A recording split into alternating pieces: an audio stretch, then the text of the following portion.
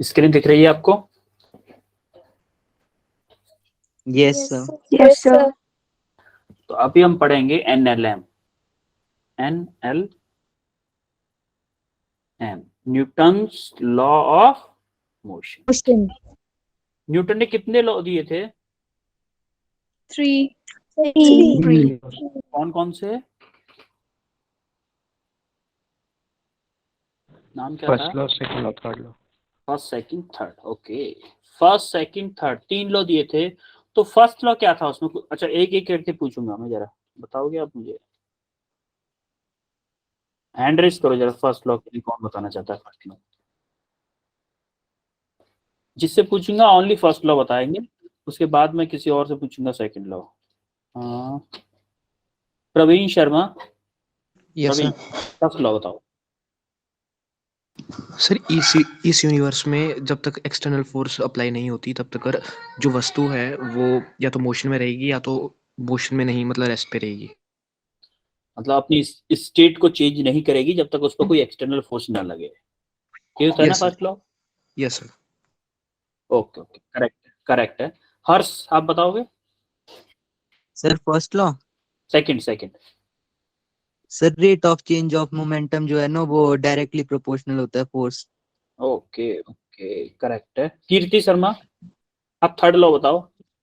Sir, every action there is equal and opposite reaction. Okay, Neena Kumari, आप बताओगे inertia क्या होता है? Inertia?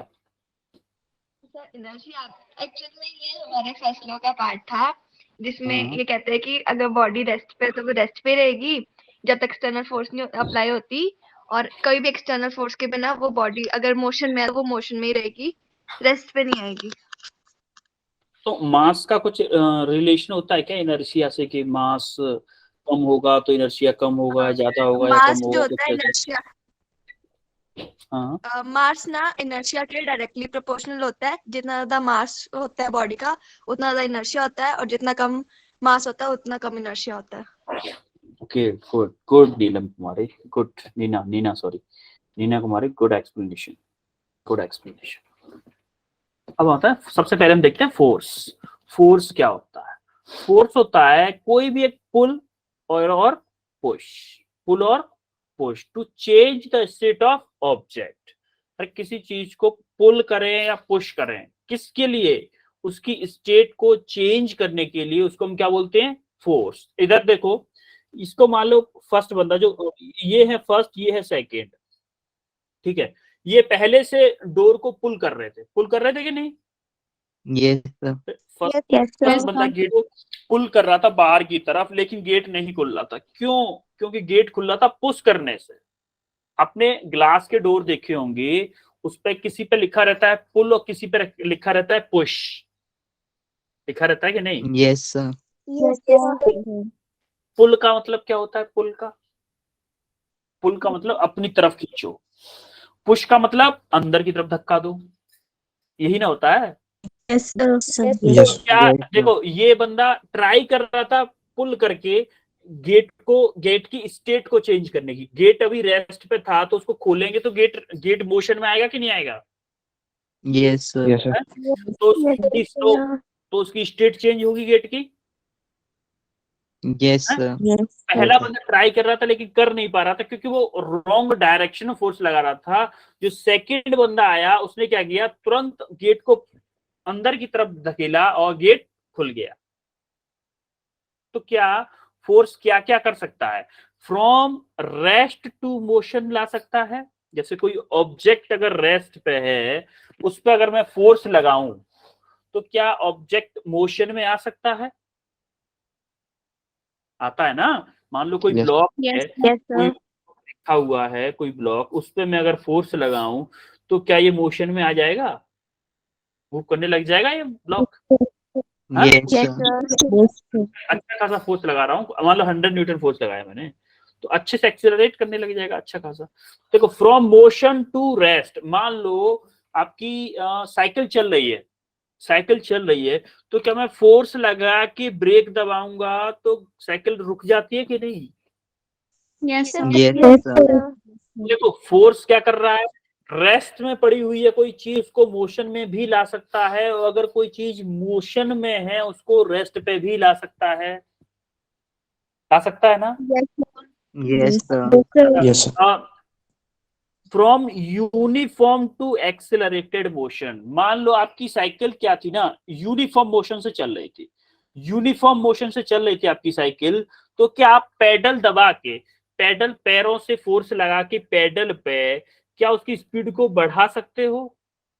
Yes, sir. Yes, Yes, sir. बढ़ा सकते हो ना। पेडल पेडल तेजी से चलाओगे तो इसकी स्पीड बढ़ जाएगी। पेडल किससे चल रहे हैं? पैरों से। आप पेडलों पे फोर्स लगा रहे हो तभी तो चल रहे हैं, है कि नहीं? Yes, Yes, sir. आप बोल सकते हो कि from uniform motion, uniform motion क्या होता है?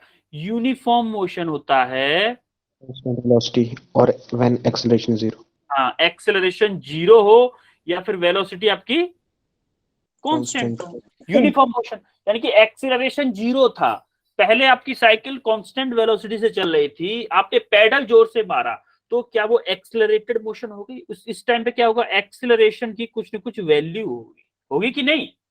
yes, sir. Yes. तो क्या यूनिफॉर्म मोशन से एक्सेलरेटेड मोशन में फोर्स कन्वर्ट कर सकता है? yes, sir.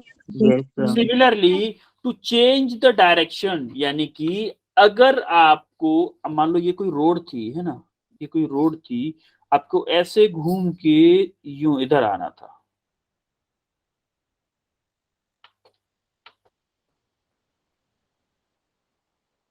ऐसे आप जा रहे हो कार से, ठीक है, आप कार से जा रहे हो, तो क्या आपको स्टीयरिंग पे फोर्स लगाना पड़ेगा ऐसे इस डायरेक्शन में? टर्न करोगे तभी तो टर्न कर पाओगे, Yes, sir. Yes, sir. पड़ेगा तभी आप टर्न कर पाओगे। तो क्या फोर्स आपकी डायरेक्शन को चेंज करने में भी हेल्प कर रहा है? Yes, sir. Yes, Yes, sir. sir. ये चारों चीजें, क्या ये चारों चीजें हम फोर्स की हेल्प से कर सकते हैं? Yes, sir. Yes, ये sir. देखो, ये देखो, ये क्या कर रहे हैं, इस स्ट्रिंग को, मान लो ये वाला पॉइंट है, ये अगर इस वाली लाइन के इधर गया तो ये जीते, और इधर गया तो ये वाले बंदे जीते। देखो दोनों क्या कर रहे हैं, इस स्ट्रिंग को खींचने की कोशिश कर रहे हैं, इस रस्सी को अपनी साइड खींचने की कोशिश कर रहे हैं। जिस साइड वाले ताकतवर होंगे वही वो लोग खींच लेंगे ना इसको। Yes, sir. तो ये क्या बता रहा है? एक नेट फोर्स, यानी कि जिस साइड में, मान लो इस साइड वाले लगा रहे हैं इस डायरेक्शन में 100 न्यूटन, और इस साइड वाले इस साइड में लगा रहे हैं मान लो 80 न्यूटन, तो ये किस डायरेक्शन में जाएगा? ये रस्सी किस डायरेक्शन में जाएगी? 100 Newton. 100 Newton. न्यूटन वाला साइड में, क्योंकि ये वाली साइड जीतेगी। क्या फोर्स ये भी डिसाइड करता है कि किधर ये रस्सी किधर जाएगी? ये भी डिसाइड कर रहा है कि नहीं कर रहा है? Yes, sir. ये सेम ये Yes, sir. डायरेक्शन के लिए ही था एग्जांपल, मैंने आपको कार वाला एग्जांपल दे दिया इसकी जगह पे। समझ में आया? ये चारों चीजें फोर्स कर सकता है। Yes, Yes, sir. Yes, sir. Yes, sir. आगे बढ़े। Yes, sir. Yes, sir. Yes. Sir. Force is a vector quantity. Force क्या है? एक वेक्टर क्वांटिटी है force. Yes, sir. Yes. Force is a vector quantity. Force की SI unit क्या होती है? न्यूटन या फिर केजी मीटर पर सेकंड स्क्वायर होती है कि नहीं? Yes. Yes, sir. अरे F equal to M A होता है ना, एम ए यूनिट केजी, और एक्सेलरेशन क्या है? मीटर पर सेकंड स्क्वायर, केजी मीटर पर सेकंड स्क्वायर। फोर्स का formula force equal to mass into acceleration, force equal to mass into acceleration, ये F equal to M A formula होता था। Yes, Sir. sir. Force का क्या होता है? डायरेक्शन होती है, मैग्नीट्यूड होता है, और लॉ ऑफ वेक्टर अलजेब्रा को फॉलो करता है। जैसे हमने पढ़ा था vector law of addition, parallelogram law of addition, ये पढ़े थे कि नहीं? Vector Yes, sir. तो उन सभी लॉज को भी फॉलो करता है फोर्स। क्योंकि फोर्स एक वेक्टर क्वांटिटी है ना, इसलिए फॉलो करेगा वेक्टर लॉज को। ठीक है, Yes, sir. क्लियर है? आगे बढ़े फिर। Yes. Yes, sir. ओके, अब देखो ये एरिस्टोटल फैलेंसी ने क्या बोला था कि ये इन्होंने बोला था कि कोई भी ऑब्जेक्ट है उसकी नेचुरल टेंडेंसी, देखो natural tendency of each body is to be in state of rest. यानी कि कोई भी ऑब्जेक्ट अगर मूव कर रहा है तो उसकी नेचुरल टेंडेंसी है क्या? रेस्ट में आना। रेस्ट में। जैसे आप साइकिल पे जाओ, पेडल मारना बंद कर दो, आराम से बैठे रहो उसके ऊपर, तो वो उसकी नेचुरल टेंडेंसी क्या है, वो रेस्ट में, जल्दी से जल्दी रेस्ट में आने की कोशिश करेगी। अगर आप उसका फोर्स नहीं लगाओगे तो 1-2 मिनट में वो रेस्ट पे आ जाएगी। साइकिल आ जाती है कि नहीं आ जाती है? बशर्ते आप पहाड़ से नीचे की तरफ नहीं आ रहे हो साइकिल को लेके। ये नहीं मान के चल रहा हूँ कि पहाड़ से नीचे की तरफ लेके आ रहे हो सर, हम तो बंद कर देते हैं एफर्ट लगाना, फिर भी हमारी साइकिल चलती जाती है क्योंकि हम तो पहाड़ से चले आ रहे हैं नीचे की तरफ। ऐसा नहीं है। ग्राउंड, प्लेन ग्राउंड की बात कर रहा हूँ, प्लेन ग्राउंड की बात कर रहा हूँ। अब नेचुरल टेंडेंसी रेस्ट पे आने की क्यों होती है? क्योंकि हमारा नेचर क्या होता है, उस पे अपोजिट डायरेक्शन में फोर्स लगा रहा होता है। जैसे कि आप साइकिल का ही एग्जांपल लें, जैसे कि ये आपकी साइकिल थी,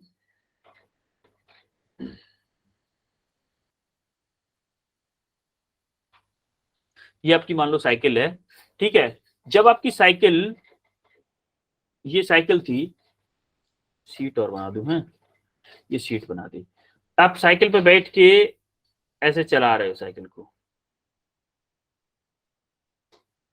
और यहाँ पे पेडल है आपके, ठीक है। जब आप साइकिल चला रहे हो, इस डायरेक्शन में जब जा रहे हो, जब आप इस डायरेक्शन में जा रहे हो, क्या आपको एटमॉस्फेयर पीछे की तरफ एक एयर ड्रैग लगा रहा है? एयर की वजह से एक फोर्स लग रहा है आपको पीछे की तरफ, लग रहा है कि नहीं? Yes sir. क्या एक फ्रिक्शन फोर्स भी लग रहा है पीछू की तरफ? Yes yes sir. Friction force लग रहा है कि नहीं?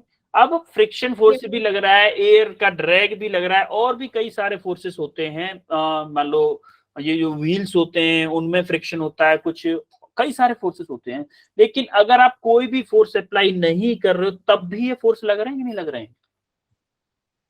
लग रहे हैं। तो एक्चुअली में होता ये है कि अगर कोई मूविंग ऑब्जेक्ट है नेचर में, अपने में, अपने ग्राउंड में कोई भी मूविंग ऑब्जेक्ट है, अगर आप उस पर कंटिन्यूअसली कोई भी फोर्स नहीं लगाते हो तो वो कुछ टाइम बाद किस में आ जाता है? रेस्ट में।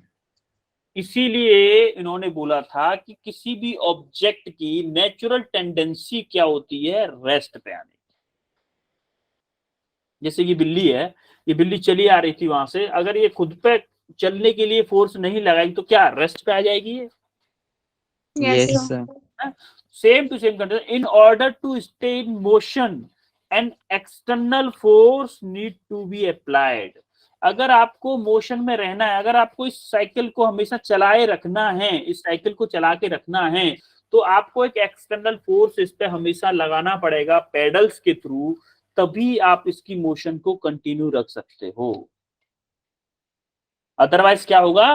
कुछ टाइम बाद ये साइकिल रेस्ट पे आ जाएगी। आएगी कि नहीं? यस ये क्लियर है आपको? यस यस ओके देन, अब आते हैं हम इनर्शिया पे। किस पे? इनर्शिया पे।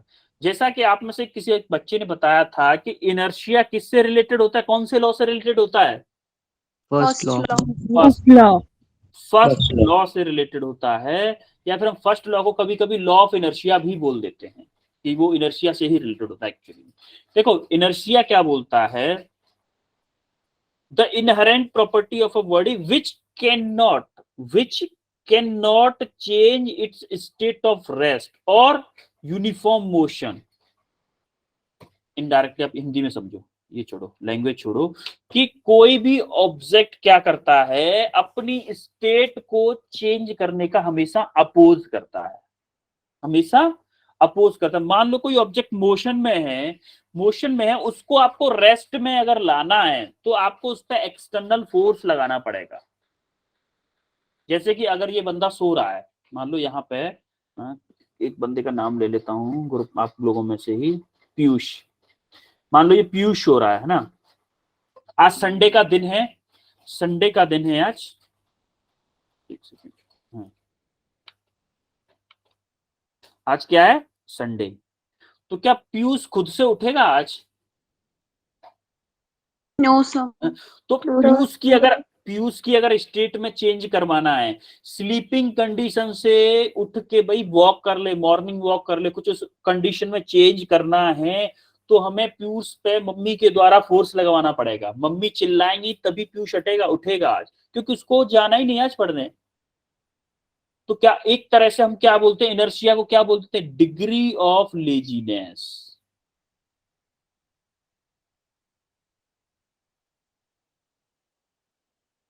हम इनर्शिया को एक तरह से ये भी बोल देते हैं डिग्री ऑफ लेजीनेस, या फिर हम इसको क्या बोल देते हैं, it is a property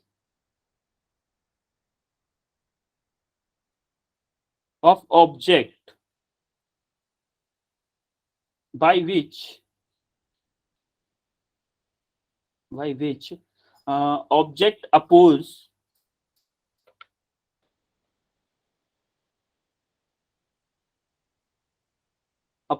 to change in its state।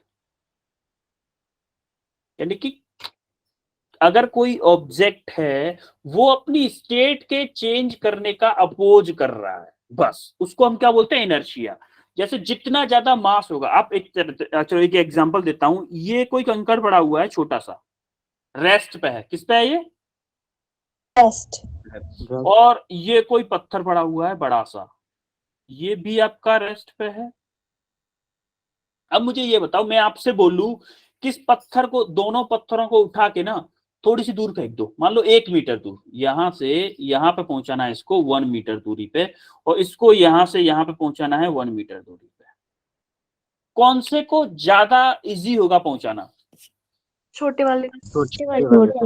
जैसे मान लो छोटा बड़ा छोड़ो, इसको मैं मान लेता हूँ 1, इसको मान लेता हूँ 2, कौन से को इजी रहेगा, 1 और 2? 1 क्यों होगा? मास कम है उसका। क्योंकि देखो मास, क्योंकि इसका मास कम है इसीलिए उसका इनर्शिया कम है, और इनर्शिया अगर कम है तो क्या करेगा वो, अपोज जो करेगा ना स्टेट चेंज का, चेंज इन स्टेट का जो अपोज करेगा वो क्या करेगा, कम करेगा। अपोज क्या करेगा, कम करेगा। भाई एक नंबर 1 स्टोन को क्या हुआ, आपने उठा के सीधा रख दिया, क्योंकि वो ज्यादा अपोज कर ही नहीं सकता क्योंकि मास कम है उसका। और 2 वाले को उठा रहा, एक बंदा उठा रहा है नहीं उठ रहा, 2 आ रहे हैं नहीं उठ रहा, भाई इतना ज्यादा अपोज करना है ना अपनी स्टेट का। 2 नंबर का बैठा हुआ है ऐसे, भाई मैं नहीं चेंज होऊंगा, ऐसा होता है कुछ जिद्दी बच्चे होते हैं ना, जिद्दी कि नहीं मैं तो यही करूंगा। 2 नंबर वाला स्टोन क्या है, जिद्दी है। कितना जिद्दी रहेगा, जितना ज्यादा उसका मास होगा उतना ही ज्यादा जिद्दी होगा कि नहीं है? Yes sir. सिमिलरली तो हम अभी तक किस कंक्लूजन पे पहुंचे कि जितना ज्यादा मास उतना ज्यादा इनर्शिया, और उतना ही ज्यादा अपोज करेगा अपनी स्टेट को चेंज का। अगर ये ऑब्जेक्ट मान लो, अब मैं लेता हूं मोशन में, चलो थोड़ा सा चेंज करते हैं, ये फर्स्ट वाला अगर मोशन में है 1 मीटर पर सेकंड से मूव कर रहा है, और ये भी आपका मोशन में है, ये भी 1 मीटर पर सेकंड से मूव कर रहा है, किसको रोकना ज्यादा आसान है, फर्स्ट वाले को सेकंड वाले को? सिर्फ फर्स्ट फर्स्ट को, क्यों? सिर्फ मास कम है उसका। मास कम है। बेटा सिंपल सा समझो, स्टेट चेंज हो रही है, भाई मोशन से हम रेस्ट पे लाना चाह रहे हैं, पत्थर आ रहा है, आप आराम से ऐसे हाथ से भी रोक सकते हो, कैच कर सकते हो धीमे से, 1 मीटर पर सेकंड बहुत सिंपल हल्की वेलोसिटी होगी ना, ऐसे किसी ने फेंका आप कैच भी कर लोगे। बड़ा वाला फेंक दिया ना, नीचे दब जाओगे, रोकने के चक्कर में नीचे दब जाओगे। मान लो इसका मास था 1000 केजी, 1000 केजी मास था इसका, नीचे दब जाओगे, इसके दूर हट जाओगे, भाई हम नहीं रोकेंगे इसको, जाता है जाने दे। तो रेजिस्टेंस मतलब अपोज कौन ज्यादा कर रहा है अपनी स्टेट का, जिसका मास ज्यादा है। क्लियर हो गया ये कंसेप्ट इनर्शिया का? Yes sir. अगर किसी ऑब्जेक्ट का मास ज्यादा है तो उसका इनर्शिया ज्यादा होगा, इनर्शिया ज्यादा होगा तो अपनी स्टेट चेंज का अपोज ज्यादा करेगा। अब मतलब टाइप ऑफ इनर्शिया, इनर्शिया कितने टाइप का होता है भाई? एक तो इनर्शिया होता है इनर्शिया ऑफ रेस्ट, मान लो वो बैठा हुआ है उसको मोशन में लाना है। एक होता है इनर्शिया ऑफ मोशन, कोई ऑब्जेक्ट मूव कर रहा है उसको हमें रोकना है या फिर उसकी वेलोसिटी में चेंज करना है, उसको बोलते हैं इनर्शिया ऑफ मोशन। एक होता है इनर्शिया ऑफ डायरेक्शन, मान लो कुछ सीधा चल रहा है उसको टर्न लेना है तो उसको हम बोलते हैं इनर्शिया ऑफ डायरेक्शन। अब देखो फर्स्ट वाले में देखोगे ये कार क्या हो रही है, कार पहले रेस्ट पे थी तो ये गुब्बारे सीधे सीधे थे कि नहीं थे? Yes sir. थी ना। तो जैसे ही कार आगे की तरफ मूव कर रही है एयर ड्रैग को हम नेग्लेक्ट कर रहे हैं, एयर ड्रैग नहीं मान रहे हैं हम कि एयर की वजह से, कुछ बच्चे बोलेंगे सर एयर की वजह से पीछे जा रहे हैं, एयर ड्रैग को नेग्लेक्ट कर दो। जब जैसे ही कार आगे की तरफ जा रही है तो कार का कुछ एक्सेलरेशन होगा तभी आगे की तरफ जा रही है। Yes Yes. सर। भाई रेस्ट से मोशन में आ रही तो कुछ एक्सेलरेशन होगा ना। तो जैसे ही बॉडी एक्सेलरेट करती है, चलो इस वाले एग्जांपल को उससे भी समझ सकते हो, जैसे आप कभी बस में खड़े हुए हो ऐसे ऐसे पकड़ के पाइप को ऊपर वाले को, Yes, यस sir. सर।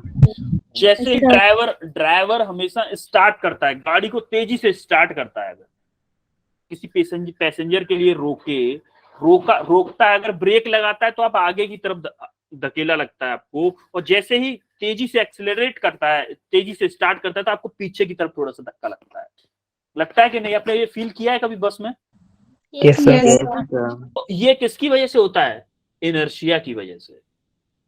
देखो जब ये कार मोशन में थी तो इसका जो पॉइंट कनेक्टेड है, ये जो पॉइंट कनेक्टेड है ना, इससे कार से जो पॉइंट कनेक्टेड है वो तो मोशन में आ जाता है, लेकिन ऊपर वाला पार्ट अपोज कर रहा होता है। जितना ज्यादा वेट होगा गुब्बारों का उतना ज्यादा अपोज करेंगे ये मोशन में आने का।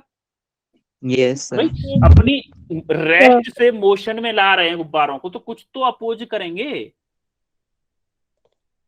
Yes, sir. सिमिलरली जब आप बस में बैठे हुए हो, आपको जबरदस्ती ब्रेक मार देता है ड्राइवर, जल्दी से ब्रेक मार देता है तो आप आगे की तरफ हो जाते हो, और जैसे ही अचानक से एक्सेलरेटर दबा देता है तो आप थोड़ा सा पीछे की तरफ फोर्स लगता है आपके ऊपर। तो ये भी किस वजह से होता है? इनर्शिया ऑफ रेस्ट की वजह से।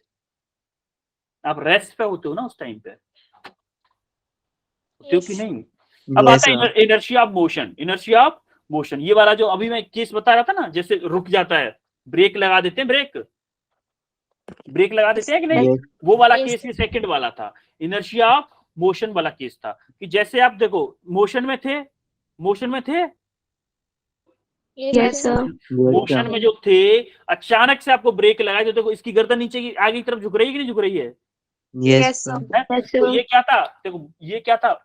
Inertia of motion. Inertia of motion. जब आप बस रुकी हुई थी, क्लैरिटी लो, बस जब रुकी हुई थी, ड्राइवर ने तेजी से स्पीड में ली तो आपको पीछे की तरफ धक्का लगा। वो क्या होता है? आप रेस्ट से मोशन में आ रहे थे तो इनर्शिया ऑफ रेस्ट हो गया। और जब आप बस चल रही थी, ड्राइवर ने अचानक से ब्रेक लगाया तो आप मोशन से रेस्ट में आ रहे थे तो वो क्या हो गया? इनर्शिया ऑफ मोशन हो गया। क्लियर है कि नहीं? Yes, yes sir. Sir. Inertia of rest, inertia of motion समझ में आया? Yes, sir. Yes sir. Inertia of direction, जैसे कि मैंने आपको बताया, आप कभी देखोगे बस ड्राइवर जब चल रहा होता है, मान लो कोई टर्न आया, कुछ ड्राइवर्स होते हैं वो स्पीड को कम कर लेते हैं, कुछ ड्राइवर्स होते हैं वो स्पीड को कम नहीं करते, वो ऐसे ही टर्न ले लेते हैं। जैसे ही टर्न लेगा, अगर बस हमारी लेफ्ट टर्न ले रही है तो हम सभी लोग, बस में जितने भी लोग होते हैं वो राइट की तरफ ऐसे टेढ़े हो जाते हैं, होते हैं कि नहीं टेढ़े राइट की तरफ? Yes, sir. यस होता है ना? सर। तो वो क्या होता है? इनर्शिया ऑफ डायरेक्शन होता है। वो इनर्शिया होता है डायरेक्शन की वजह से, कि हमारी बस चाह रही है कि लेफ्ट साइड में टर्न करे, लेकिन बॉडी अभी तैयार नहीं है रेस्ट में, बॉडी अपनी डायरेक्शन को चेंज करने के लिए तैयार नहीं है, उसका अपोज करना चाह रही है। इसलिए जब वो बस राइट में मुड़ रही है तो हमारी बॉडी लेफ्ट में चली जाती है, या फिर कार अगर लेफ्ट में मुड़ रही है तो हमारी बॉडी राइट डायरेक्शन में चली जाती है। ऐसा होता है, सबके साथ हुआ है ऐसा? Yes, sir. Yes sir. इन तीनों एग्जांपल्स को आप एक बस में बैठे हुए पैसेंजर से कंपेयर कर सकते हो, तीनों एग्जांपल्स को। फर्स्ट वाले में जब बस आपकी रेस्ट पे थी, जब चलना स्टार्ट कर रही थी तेजी से, जैसे ही ड्राइवर ने एक्सीलेटर दबाया तो आपको पीछे की तरफ एक धक्का सा लगेगा, ऐसा लगेगा अचानक से क्या कर दिया किसी ने। तो बस जैसे ही अचानक से स्टार्ट की तो आपको पीछे की तरफ धक्का लगा, उसे हम बोलते हैं इनर्शिया ऑफ रेस्ट। और जैसे ही बस चल रही थी, अचानक से किसी ने हाथ दिया रोकने के लिए, बस में मुझे बैठना है, ड्राइवर ने अचानक से ब्रेक लगा दी, जैसे ये कार रुक रही है अचानक से, तो आप क्या करोगे? आगे की तरफ झुक जाओगे, उसको हम बोलते हैं इनर्शिया ऑफ मोशन। और जैसे ही कोई टर्न आया, लेफ्ट टर्न आया या राइट टर्न आया, बस वाले ने थोड़ा सा कम स्पीड किए बिना ही बस का लेफ्ट टर्न ले लिया, तो आप क्या होगे? राइट डायरेक्शन में एक फोर्स लगेगा आपके ऊपर, जिसको हम बोलेंगे इनर्शिया ऑफ डायरेक्शन। वो फोर्स किसकी वजह से आता है? टर्न की वजह से आता है। क्लियर है? Yes sir. क्लियर है? आगे बढ़े फिर। Yes, sir. Yes, sir. अब आता है मैं न्यूटन लॉ ऑफ मोशन। अब देखो फर्स्ट लॉ जो होता है ना वो क्वालिटेटिव होता है, क्वालिटेटिव एस्पेक्ट ऑफ फोर्स। दूसरा वाला क्या होता है, क्वांटिटेटिव होता है। Quantitative measure. फर्स्ट वाला क्या होता है, फर्स्ट वाला बताता है कि कैसे कैसे फोर्स लगते हैं नेचर। दूसरा वाला लॉ क्या होता है, ये बताता है कि कितना फोर्स लगेगा। ये क्वांटिटी बताता है, ये क्वालिटी बताता है। और तीसरा वाला क्या होता है, तीसरा वाला ये बताता है कि भाई कभी भी फोर्स सिंगल अकेला नहीं लगेगा, हमेशा अपने साथ एक फोर्स लेके आएगा तभी फोर्स लगेगा। ये अभी हम पढ़ेंगे, तीनों फोर्सेस को पढ़ेंगे अच्छे से। अभी आप इतना समझो कि फर्स्ट लॉ क्या होता है, क्वालिटेटिव होता है, सेकंड क्वांटिटेटिव होता है, और थर्ड लॉ क्या होता है, एक एस्पेक्ट होता है, असेट होता है कि कोई भी फोर्स अगर लग रहा है तो वो सिंगल नहीं लगेगा, हमेशा दो फोर्स, एक्शन जिसको हम एक को बोलेंगे एक्शन, एक को क्या बोलेंगे, Reaction. रिएक्शन। एक बोलेंगे हम रिएक्शन। एक्शन रिएक्शन के पेयर में लगता है फोर्स। ठीक है। Yes, sir. Yes, sir. First law क्या कहता है, अब बॉडी इज एट रेस्ट, यानी कि अगर कोई बॉडी रेस्ट पे है तो will continue to be rest, तो वो हमेशा रेस्ट पे रहेगी। और अगर कोई बॉडी मोशन में है तो वो हमेशा मोशन में रहेगी अनटिल एंड अनलेस, जब तक कि net force act on it, जब तक कि उस पर कोई नेट फोर्स नहीं लग जाता। यही आप ही लोगों ने बताई थी डेफिनेशन, ये तो मुझे Yes, sir. Yes, sir. नहीं बताई थी। जैसे कि ये बॉल है, बॉल मान लो किसी ग्राउंड में रखी हुई है, बॉल किसी ग्राउंड में रखी हुई थी, अब इस पर कोई भी फोर्स नहीं लग रहा है, तो बॉल चिल मार के रखी हुई है ग्राउंड में, बॉल को कोई टेंशन नहीं, बॉल मजे कर रही है, हंसी हुई है, अभी हंस रही है आराम से, अभी क्या है, मुस्कुरा रही है, स्माइली फेस बना रही है, स्माइली फेस बना रही है कि मेरे पास कोई लोड ही नहीं है, आराम से बैठे हुए। अब आया प्लेयर आया, प्लेयर ने क्या किया, इसको किक मारा। तो जब तक इस पे कोई फोर्स नहीं लगा रहा है, ये बंदा कोई किक नहीं कर रहा है, क्या ये रेस्ट पे ही रहेगी? Yes, sir. Yes, sir. हैं? तब तक ये रेस्ट पे रहेगी, कब तक, जब तक कि इस पे कोई भी एक्सटर्नल फोर्स नहीं लग रहा। अब जैसे ही ये प्लेयर आया, प्लेयर ने जैसे ही इसको किक किया, तो क्या ये मोशन में आ जाएगी? Yes, sir. अब जैसे ही यहां से क्या हुआ, मान लो ये मोशन में चलते चलते यहाँ मोशन वाली कंडीशन है, ये मोशन में कब तक रहेगी, जब तक कि फिर दोबारा से इसका कोई एक्सटर्नल फोर्स नहीं लग जाता, तब तक ये मोशन में ही रहेगी ना। अब Yes, sir. प्लेयर ने लात मारी थी, किक किया था, जो इसमें किक किया था, तो ऐसे किक किया था कि वो जो नेट लगा हुआ था तो उसमें जाके टकराए। अब जैसे ही ये बॉल नेट में जाके टकराएगी, तो क्या नेट इस पे इस डायरेक्शन में एक फोर्स लगाएगा Yes, sir. इस बॉल को रोकने के लिए, और बॉल क्या करेगी, बॉल इस डायरेक्शन में फोर्स लगाएगी। तो क्या होगा, ये नेट जब इस पे बॉल पे फोर्स लगाएगा तो तब जाके ये बॉल आपकी रुकेगी, यहाँ पे आके तो रुक जाएगी ना। Yes, sir. Yes, sir. तो पहले वाले में क्या था, रेस्ट पे थी, और फाइनल वाले में भी क्या हुआ, रेस्ट पे आ गई। अब बीच में क्या हुआ है, बीच में हमने फोर्स अप्लाई करके उसको मोशन में लाए, और फोर्स तो यहाँ पे क्या थी, वो मोशन में थी, यहाँ पे भी मोशन में थी, और फिर दोबारा से अपोजिट डायरेक्शन में फोर्स अप्लाई किया, तो हमने उसको किस पे ले आए, रेस्ट पे। समझ में आ रहा है कि नहीं? Yes, Yes, sir. लेकिन sir. देखो, रेस्ट से मोशन में लाने के लिए भी हमें एक एक्सटर्नल फोर्स लगाना पड़ा, जिसको हमने किक से मारा था, जो किक से एक फोर्स लगाया था वो भी एक एक्सटर्नल फोर्स था। और जब हम नेट इस पे लगा रहा है, जो नेट मतलब जाल बोलता हूं इसको, जाल बोलूंगा क्योंकि नेट फोर्स भी होता है ना, तो हमने इस जाल से इस पे फोर्स लगाया, तो उसकी वजह से रेस्ट पे आया। तो मोशन में भी फोर्स की वजह से आ रहा है, और मोशन से रेस्ट में भी फोर्स की वजह से ही आ रहा है कि नहीं? Yes, Yes, sir. sir. इसका मतलब ये फर्स्ट लॉ हमारा वैलिड है कि कोई भी ऑब्जेक्ट अपनी स्टेट को चेंज तभी करेगा जब उस पे एक एक्सटर्नल फोर्स लगाया जाएगा। यही है, क्लियर है first law? Yes, Yes, sir. sir. Yes, sir. Okay then देखो, more is the mass, more is the inertia. ये तो हम पढ़ चुके हैं कि जैसे जैसे मास बढ़ेगा वैसे वैसे आपका इनर्शिया बढ़ेगा। अच्छा एक बात बताओ, यहाँ पे ये बंदा था, ये बंदा अगर ये बॉल लोहे की होती, आयरन बॉल होती, तो क्या ये बॉल ज्यादा दूरी तक जा पाती? No sir. No no sir. Sir. ये आयरन बॉल है, आयरन बॉल है, उसका वेट मास ज्यादा है, मास ज्यादा है तो उसका इनर्शिया ज्यादा है, इनर्शिया ज्यादा है तो अपनी स्टेट का चेंज का अपोज ज्यादा से ज्यादा करेगी, ज्यादा अपोज करेगी तो ज्यादा मोशन में नहीं आ पाएगी, है कि नहीं? Yes sir. Yes sir. Clear है? Yes yes sir. सर। अब हम आते हैं मोमेंटम पे। मोमेंटम क्या होता है? मोमेंटम मोमेंटम क्या होता है तो बताएगा मुझे? Mass into velocity. Sir Mass motion into contained in a body. motion contained in a body, motion contained in a body is called momentum.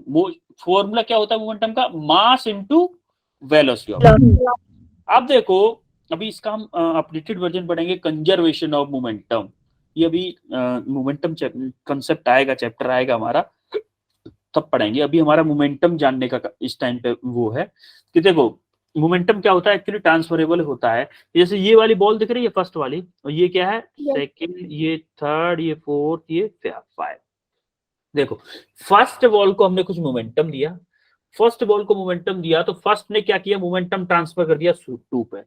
To ball ने क्या किया? टू मूव कर नहीं सकती इधर उधर, इसने टू ने ट्रांसफर किया थ्री को, थ्री मूव कर नहीं सकती इसलिए थ्री ने किया फोर को, फोर मूव भी नहीं कर सकती, फोर ने किया फाइव को, तो फाइव जाके इधर मूव यहां तक ट्रेवल किया, फिर फाइव ने सिंपल फोर को किया, फिर फोर से थ्री पे, थ्री से टू पे, फिर टू से वन पे, ऐसे ही ये मोशन कंटिन्यू रहेगी आपकी। तो यहां से इसको हम बोलते हैं मोमेंटम ट्रांसफर। समझ में आ रहा है मोमेंटम कैसे ट्रांसफर हो रहा है? Yes yes sir. ये मोमेंटम ट्रांसफर हो रहा है, इसको हम डिटेल में पढ़ेंगे कंजर्वेशन ऑफ मोमेंटम वाला जब लॉ पढ़े। पहले एक बार मैं आपको पढ़ा भी चुका हूं, अगर आपको याद हो तो फंडामेंटल्स में, फिजिकल वर्ड चैप्टर में आपको पढ़ाया था ये conservation of momentum. Yes sir. अभी आप इतना समझो कि मोमेंटम का फॉर्मूला होता है मास इनटू वेलोसिटी। तो क्या मोमेंटम हमारा अगर mv होता है तो क्या हमारा momentum directly proportional to velocity होता है, और मोमेंटम हमारा डायरेक्टली प्रोपोर्शनल टू मास होता है? Yes sir. जैसे अगर किसी ऑब्जेक्ट की वेलोसिटी जैसे जैसे बढ़ाएंगे उसका मोमेंटम उतना ही बढ़ेगा, यस सर। वो अगर किसी ऑब्जेक्ट का जितना ज्यादा मास होगा उतना ज्यादा उसका मोमेंटम होगा। Yes sir. हाँ? इसकी एसआई यूनिट क्या होती है? एसआई यूनिट और डायमेंशनल फॉर्मूला। एसआई यूनिट क्या?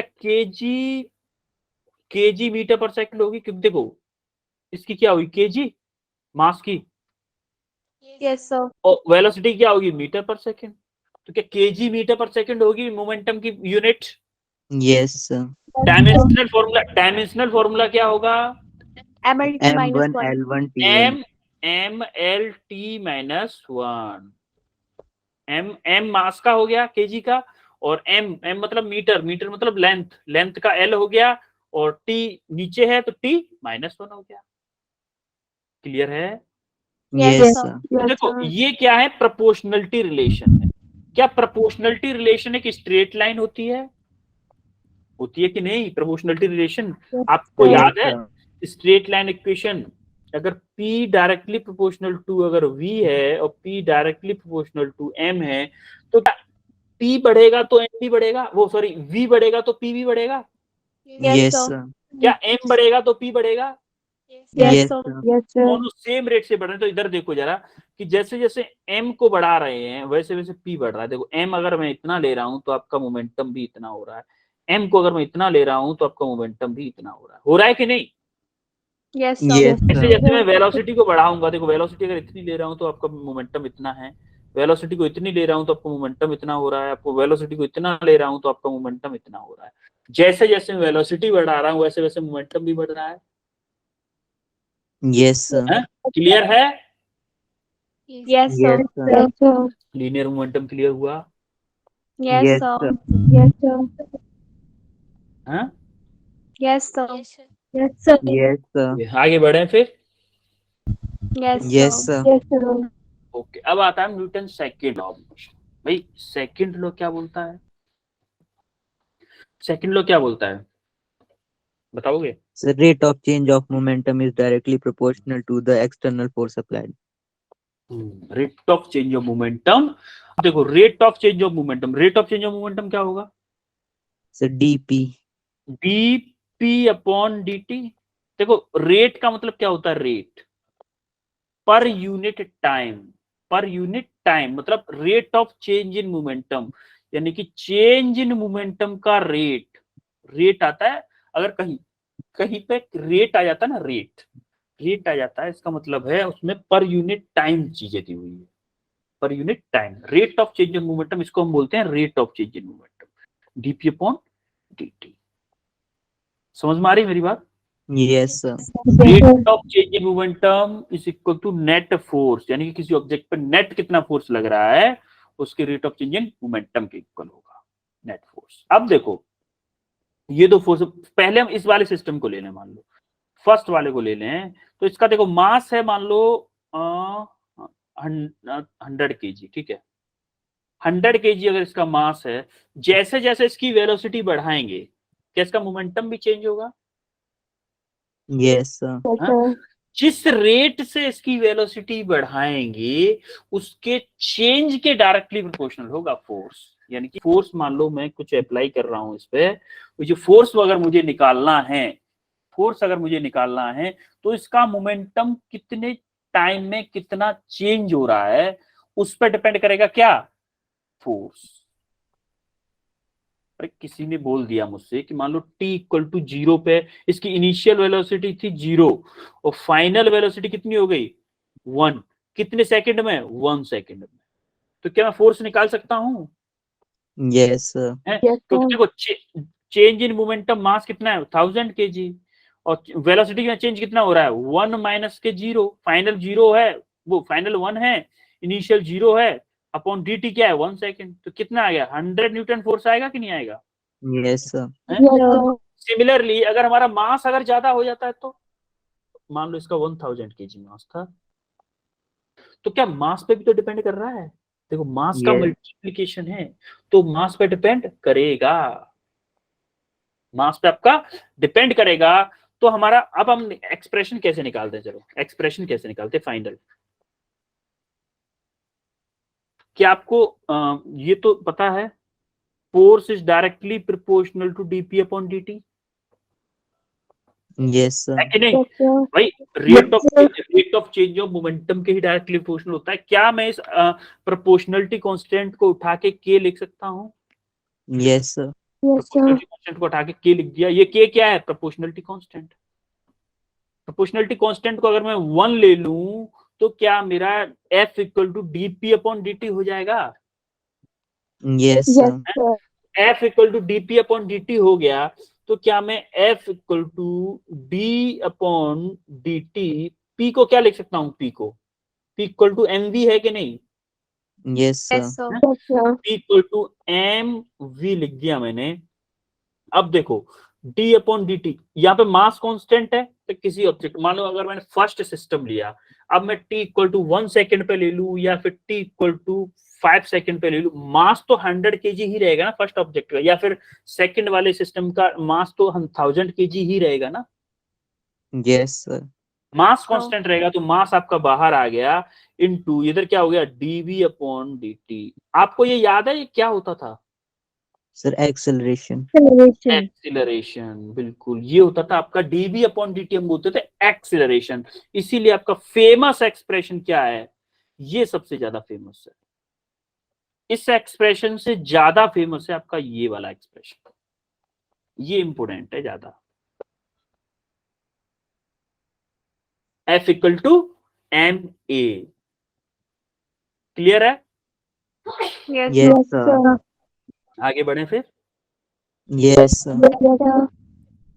अब देखो मोर इज द फोर्स। मान लो आप किसी ऑब्जेक्ट पे जितना ज्यादा फोर्स लाओगे, इधर हमारा क्या है, तो मान लो ये 100 न्यूटन से मैं खींच रहा हूं इसको, अब मान लो यहाँ पे 1000 न्यूटन से खींचूंगा तो क्या एक्सीलरेशन इसका ज्यादा होगा ना?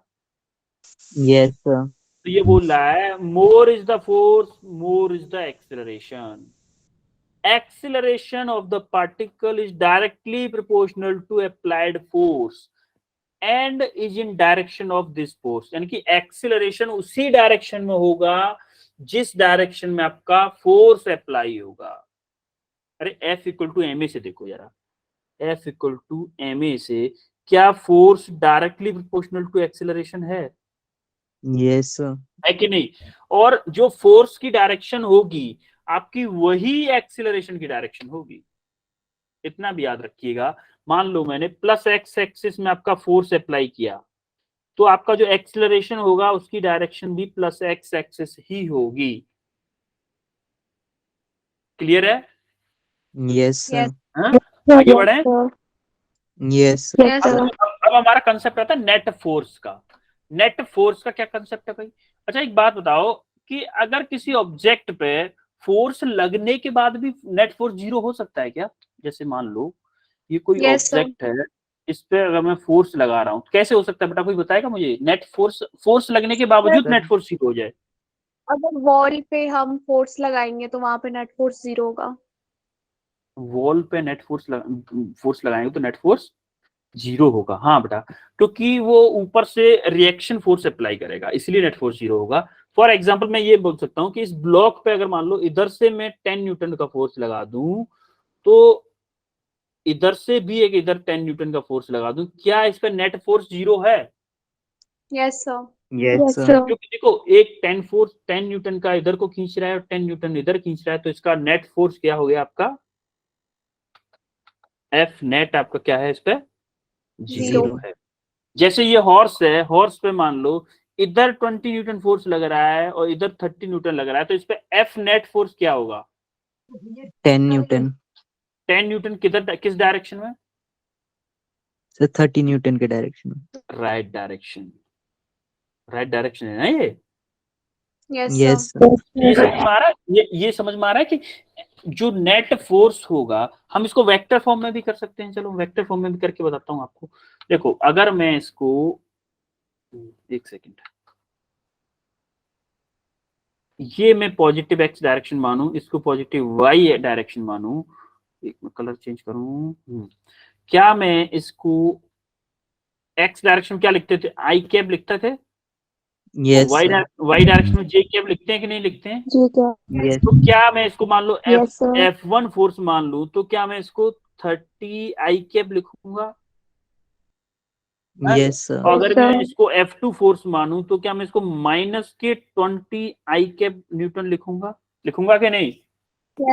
यस तो सर। अगर मुझे नेट फोर्स निकालना है, तो नेट फोर्स निकालना है अगर मुझे, तो क्या मैं F1 प्लस F2 करूंगा? Yes sir. F1 plus F2 जैसे ही करूंगा तो F1 क्या है आपका? 30 आई कैप, 30। और F2 क्या है आपका? माइनस के 20 आई कैप। तो आपका क्या हो गया? 10 आई कैप आया कि नहीं आया? Yes yes sir. सर। 10 आई कैप न्यूटन। और 10 अगर प्लस का है तो क्या बता रहा है आपको?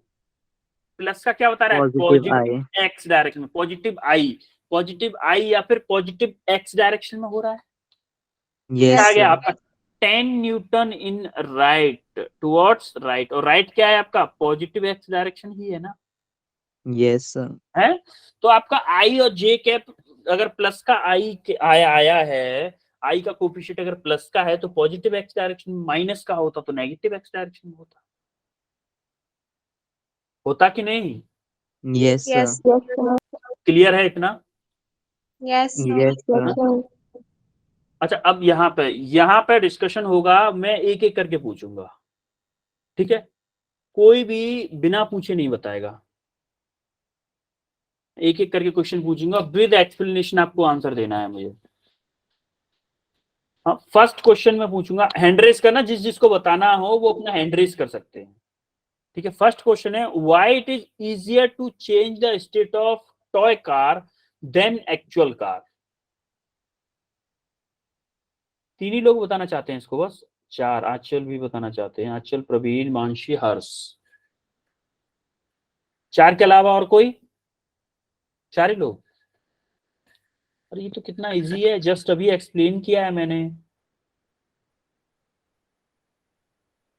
46 पीपल हैं, 46 में से ओनली 4 लोग बताना चाहते हैं, इसमें से एक्सप्लेनेशन एक। Why is it easier to change the state of a toy car than actual car? हमारे लिए टॉय कार की स्टेट को, यानी कि अगर कार रखी हुई है उसको मोशन में लाना आसान क्यों होता है एक एक्चुअल बड़ी कार रखी हुई है उसके कंपैरिजन में? हर साहब बताओ क्यों होता है? सर जो मास होता है टॉय का वो बहुत लेस होता है as compare to real car. Mass से क्या फायदा होता है फिर? मास कम होता है तो? सर इनर्शिया कम हो जाता है उसकी वजह से टॉय अच्छा, कार का। मास कम होता है इसीलिए उसका इनर्शिया कम होता है, और इनर्शिया कम होता है इसी वजह से क्या होता है कि जो स्टेट ऑफ चेंज का जो अपोज करने की कैपेसिटी है वो आपकी कम हो जाती है टॉय कार की। इसीलिए आपका टॉय कार का स्टेट चेंज करना इजी होता है एज कंपेयर टू बड़ी कार के। क्लियर है सबको? Yes Yes. सर। ओके, अब सेकंड वाले पे आते हैं। Can force on a body be ever zero even if some force is applied? Mansi Thakur बताओगे आप? Mansi, yes sir. हाँ बताओ। सर जैसे अभी आपने बताया कि एक ब्लॉक को हम अगर रखेंगे दोनों तरफ इक्वल फोर्स लगाएंगे तो वहां पे नेट फोर्स 0 हो जाएगा। बिल्कुल, तो आपका आंसर यस में है ना ये? Yes sir. Yes yes. ऐसा हो सकता है कि अगर मान लो कोई ब्लॉक रखा हुआ है या फिर कोई ऑब्जेक्ट है, उस पे हम डिफरेंट डिफरेंट साइड से फोर्स लगा रहे हैं, डिफरेंट डिफरेंट साइड से फोर्स लगा रहे हैं, उसका एल्जेब्रिक सम अगर हम कर रहे हैं तो उसका नेट जीरो हो रहा है, तो उस पर पॉसिबल है कि नेट फोर्स किसी ऑब्जेक्ट पे जीरो हो जाए। ऐसा पॉसिबल है। जैसे कोई ब्लॉक रख दो, आप उस पर दोनों साइड से उस ब्लॉक को खींचो सेम फोर्स से, तो उस पर फोर्स तो लग रहा है लेकिन नेट फोर्स जीरो है। उस कंडीशन को हम बोले कि हाँ ये पॉसिबल है कि किसी ऑब्जेक्ट पर फोर्स लगने के बावजूद भी उस पर फोर्स नेट फोर्स जीरो हो जाए। अब थर्ड वाले केस पे आते हैं। Third, as per Newton everybody continue to be in state of rest or motion, then how anything stop or stop moving, start moving, sorry।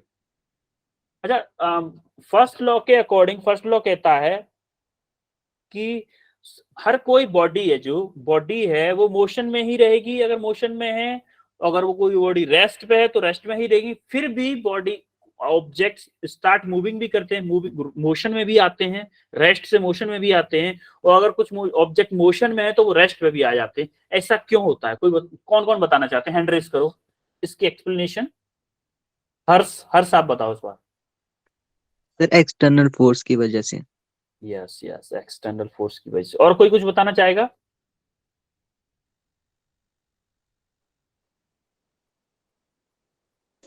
प्रक्षित आप बताओगे? प्रक्षित है, क्या नाम है आपका? प्रक्षित।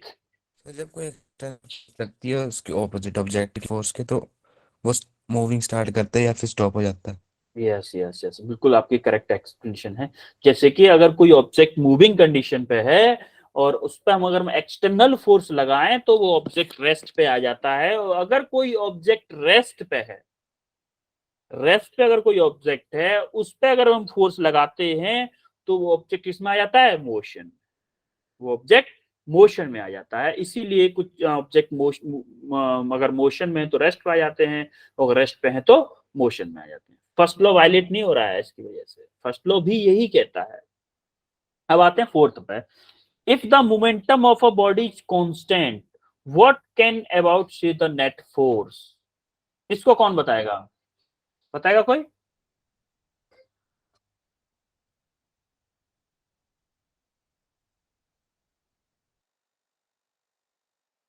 बताओगे इसको कोई?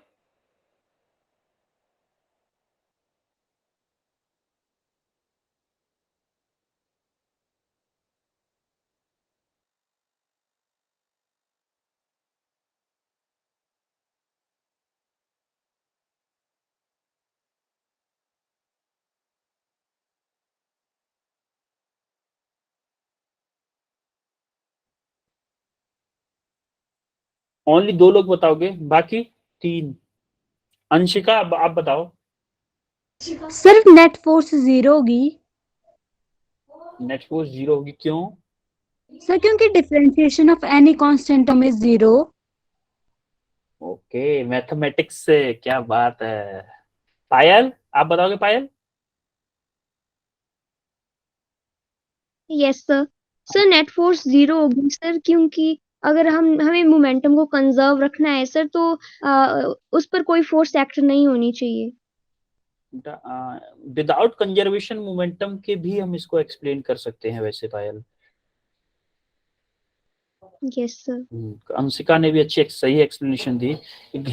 हाँ, उन्होंने मैथमेटिक्स का यूज कर दिया, ग्रेट। हाँ, आंसर आना चाहिए, हमें कोई मतलब नहीं। एग्जाम में कोई नहीं पूछेगा आपने किस मेथड से ऑप्शन को लगाया है, ABCD में से करेक्ट ऑप्शन को किस मेथड से लगाया, कोई नहीं पूछने वाला।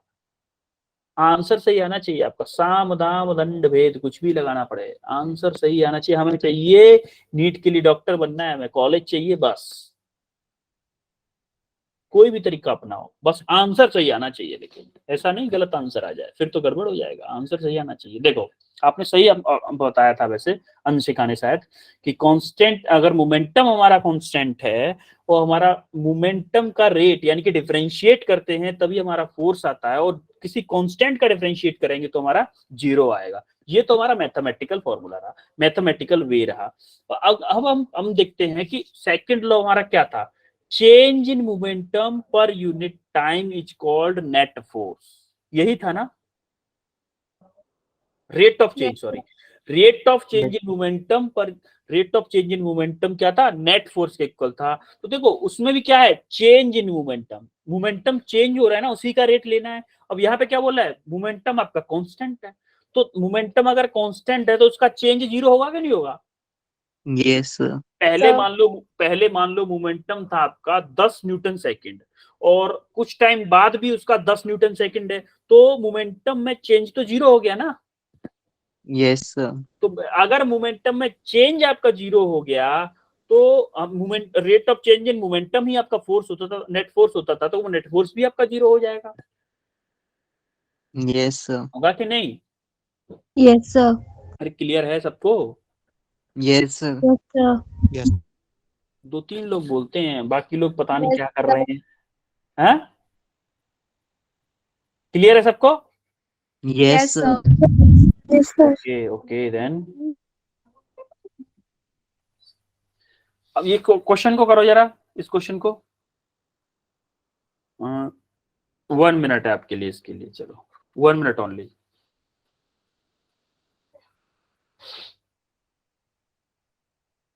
कोई ऑब्जेक्ट है, इस पे 3 न्यूटन का फोर्स लग रहा है, 3 न्यूटन का फोर्स लग रहा है, उसका एक्सीलरेशन हमें बताना है।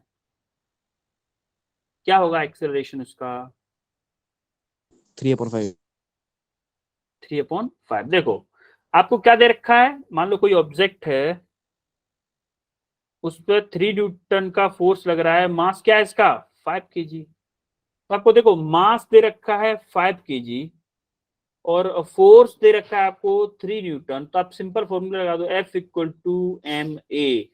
फोर्स कितना है 3 न्यूटन, मास कितना है 5, इंटू एक्सेलरेशन आपको निकालना है, तो आपका ए क्या हो गया 3/5 मीटर पर सेकंड स्क्वायर।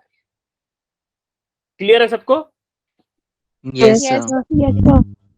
अब कल पढ़ेंगे graphical representation of second law of motion, graphical representation of second law of motion. कल क्या है 7th of Feb है ना।